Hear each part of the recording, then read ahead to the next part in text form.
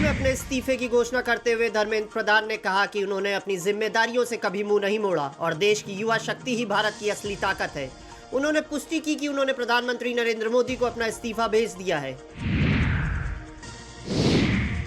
दिल्ली में सीजेपी के संस्थापक अभिजीत दीपके ने धर्मेंद्र प्रधान के इस्तीफे पर प्रतिक्रिया देते हुए कहा कि उन्होंने लोकतंत्र की ताकत है और इसी के परिणाम स्वरूप उन्होंने इस्तीफा दिया है। हालांकि उन्होंने स्पष्ट किया कि अभी लड़ाई खत्म नहीं हुई है क्योंकि उनकी 2 और प्रमुख मांगे बाकी हैं और वे चुप नहीं बैठेंगे। दीपके ने मांग की कि परीक्षा से जुड़ी अनियमितताओं के कारण आत्महत्या करने वाले बच्चों के पीड़ित परिवारों को 1-1 करोड़ रुपए का मुआवजा दिया जाए और साथ ही दोषी पुलिस अधिकारियों के खिलाफ भी कड़ी कार्रवाई की जाए। एक्टिविस्ट सोनम वांगचुक ने ट्वीट कर कहा, यह लोकतंत्र की जीत है। सड़कों से सीधे लोकतंत्र की जीत है या शांति, सब्र और लगन की जीत है।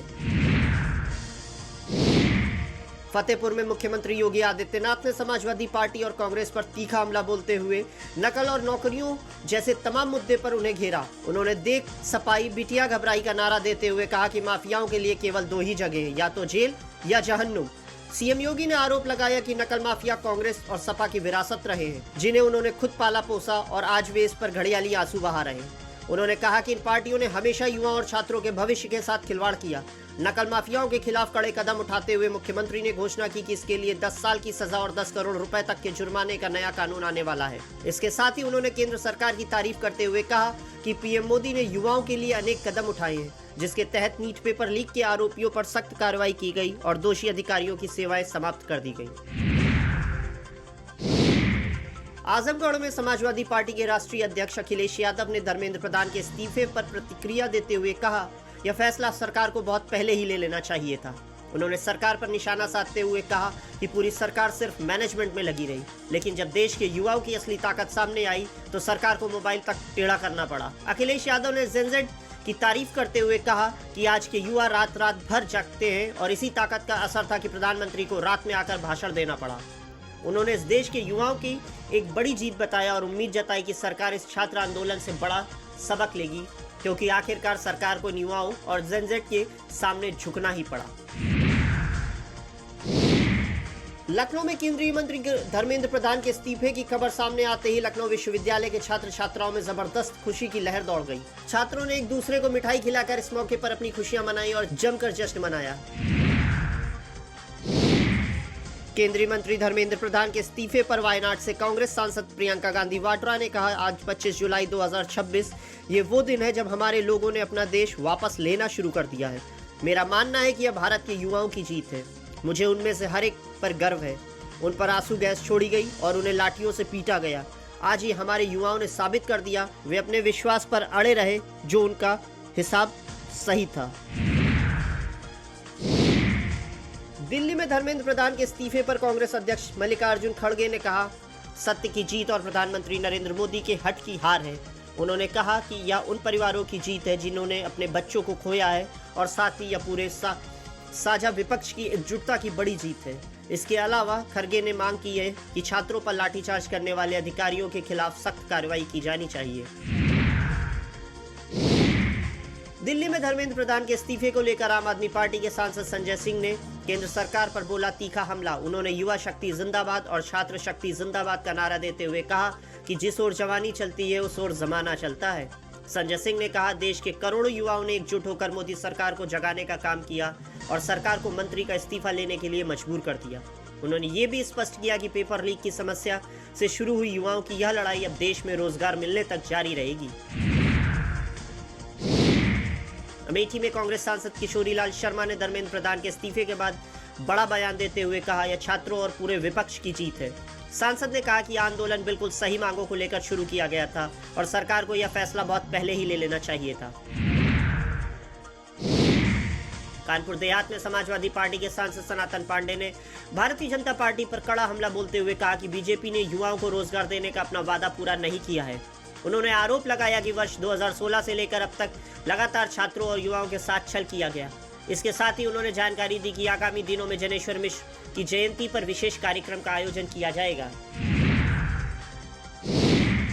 रामपुर में समाजवादी पार्टी की सांसद इकरा हसन ने जौहर विश्वविद्यालय को लेकर दिया बड़ा बयान। उन्होंने कहा कि जौहर विश्वविद्यालय की इमारत को टूटने नहीं दिया जाएगा, क्योंकि इसे आजम खान का साहब ने बनाया है। सांसद ने स्पष्ट किया कि वे इस मामले को लेकर मजबूती से लड़ाई लड़ेंगी और इस संबंध में जिलाधिकारी को ज्ञापन भी सौंपा। लखनऊ में सुबह सपा प्रमुख और कैबिनेट मंत्री ओम प्रकाश राजभर ने समाजवादी पार्टी पर तीखा हमला बोलते हुए कहा, सपा का पीडीए पूरी तरह से नकली और छलावा मात्र है। उन्होंने दावा किया कि असली पीडीए तो भारतीय जनता पार्टी के साथ है, जो समाज के हर वर्ग के उत्थान के लिए काम कर रही है। राजभर ने दृढ़ संकल्प जताते हुए कहा कि उनका प्रमुख प्रयास और लक्ष्य उत्तर प्रदेश में एक बार फिर से भारी बहुमत के साथ बीजेपी सरकार बनाना है। शिक्षा मंत्री धर्मेंद्र प्रधान के इस्तीफे पर आम आदमी पार्टी नेता मनीष सिसोदिया ने कहा, धर्मेंद्र प्रधान ने अपना इस्तीफा दिया नहीं, बल्कि देश के बच्चों और छात्रों ने उनसे इस्तीफा लिया है। भेजना या स्वयं इस्तीफा देना तो तब कहा जाता जब नीट पेपर लीक हुआ। 22 बच्चों ने आत्महत्या की, उसी समय इस्तीफा लिया जाता या धर्मेंद्र प्रधान द्वारा भेजा जाता। देश में बहुत बड़े पैमाने पर शिक्षा क्रांति की आवश्यकता है। पेपर लीक घोटाले से मुक्ति इसका पहला कदम था, जिसे देश की जिंजी पीढ़ी ने लाठी खाकर जीता है। देहरादून में धर्मेंद्र प्रधान के इस्तीफे पर प्रतिक्रिया देते हुए भाजपा प्रदेश अध्यक्ष महेंद्र भट्ट ने कहा, यह फैसला पूरी तरह से राष्ट्र प्रथम की भावना और उच्च नैतिक आधार पर लिया गया है। उन्होंने विपक्ष और विदेशी ताकतों पर करारा हमला बोलते हुए आरोप लगाया कि वे जानबूझकर छात्रों को गुमराह कर रहे हैं और देश में अराजकता का माहौल पैदा करना चाहते हैं। केंद्रीय शिक्षा मंत्री धर्मेंद्र प्रधान के इस्तीफे पर आम आदमी पार्टी नेता गोपाल राय ने कहा, देश के छात्र युवा आंदोलन की बहुत बड़ी जीत है। जिस तरह से मोदी सरकार अपनी जिद पर अड़ी थी, नीट पेपर लीक हुआ, 22 छात्र छात्राओं को अपनी जान गंवानी पड़ी, सोनम वांगचुक को अनशन करना पड़ा, 20 तारीख को बर्बर लाठीचार्ज किया गया, उसके बाद भी प्रधानमंत्री ने इस आवाज को नहीं सुना। जब पूरा आंदोलन देशव्यापी बन चुका है, तो आज मोदी सरकार के अहंकार को झुकना पड़ा। देश के छात्रों या नौजवान की जीत हुई है। एक साफ संकेत है कि ये देश करवट ले रहा है। ये बहुत बड़ी जीत है। देश के लोकतंत्र की जीत है, देश के संविधान की जीत है, जंतर मंतर की जीत है, देश के युवाओं की जीत है। केंद्रीय शिक्षा मंत्री धर्मेंद्र प्रधान के इस्तीफे पर आम आदमी पार्टी के दिल्ली अध्यक्ष सौरभ भारद्वाज ने कहा कि भाजपा को अपनी सरकार पर अहंकार था। यहाँ इस्तीफे नहीं हुआ करते थे।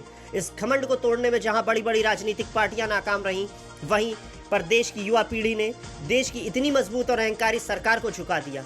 इनके बहुत कद्दावर मंत्री, इनके पीछे पूरी सरकार खड़ी थी, उसे अंत में अपना इस्तीफा देना पड़ा। मैं इस देश की युवा पीढ़ी को नमन करूंगा कि जो हम लोग नहीं कर पाए, वो इस देश की युवा पीढ़ी ने करके दिखाया।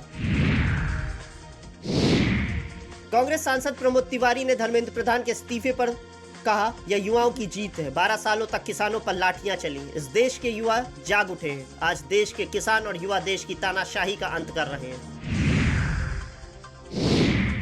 लखनऊ में केंद्रीय मंत्री धर्मेंद्र प्रधान के इस्तीफे पर प्रतिक्रिया देते हुए कांग्रेस प्रदेश अध्यक्ष अजय राय ने कहा, आज पूरे देश में जश्न का माहौल है, क्योंकि देश का हर नागरिक यही चाहता है कि धर्मेंद्र प्रधान अपने पद से इस्तीफा दे दे। दिल्ली में सीजेपी के राष्ट्रीय प्रवक्ता आशुतोष राका ने बयान देते हुए कहा कि सरकार उनकी तीनों मांगे लिखित रूप में मान ले तो वे अपना आंदोलन समाप्त कर अपने घर चले जाएंगे। उन्होंने ये भी जानकारी दी कि उन्होंने शांतिपूर्ण कैंडल मार्च निकालने की अनुमति मांगी है और इसके तहत देश भर में कैंडल मार्च निकाला जाएगा। आजाद समाज पार्टी के प्रमुख और सांसद चंद्रशेखर आजाद ने कहा, युवाओं के साथ किए गए अन्याय पर किसी प्रकार का कोई समझौता नहीं हो सकता। युवा किसी भी राज्य और राष्ट्र की रीढ़ होते हैं। क्या छात्र गलत मांग कर रहे थे? क्या पेपर लीक सरकार का फेलियर नहीं है? जब फेलियर आपका है और नौजवान आपसे जवाब मांगने आए, तो आपको उन्होंने जवाब नहीं देना चाहिए। उत्तर प्रदेश सरकार के मंत्री संजय निषाद ने कहा, प्रधानमंत्री मोदी हमेशा किसान, नौजवान, महिलाओं और गरीबों के साथ खड़े हैं। किसी भी नौजवान का भविष्य खराब ना हो, इसके लिए कड़े फैसलों की आवश्यकता है। जो भी इसमें पेपर लीक मामले में दोषी होगा, उसको बख्शा नहीं जाएगा। आरजेडी सांसद मनोज कुमार झा ने केंद्रीय मंत्री धर्मेंद्र प्रधान के इस्तीफे पर कहा, युवाओं ने देश के हर कोने को जंतर मंतर बना दिया था। सरकार अहंकार में डूबी पड़ी थी। भविष्य के निर्माताओं पर ये शक कर रहे थे। उनके जज्बे के समक्ष आपको झुकना पड़ा। आपका दुश्मन आपका विपक्ष नहीं, बल्कि आपका घमंड है।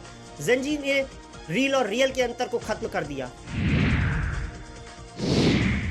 उत्तराखंड के मुख्यमंत्री पुष्कर सिंह धामी ने कहा, ऐसे योद्धा जिन्होंने भारत के मान सम्मान को बढ़ाया, भारत की आने वाली पीढ़ियों के लिए प्रेरणा के रूप में वीरता का परिचय दिया, उनका हमेशा स्मरण किया जाएगा। भारत की आने वाली पीढ़ी उनसे हमेशा प्रेरित होती रहे। आज यहाँ दौड़ का आयोजन किया गया और इसमें बड़ी संख्या में युवा आए हैं।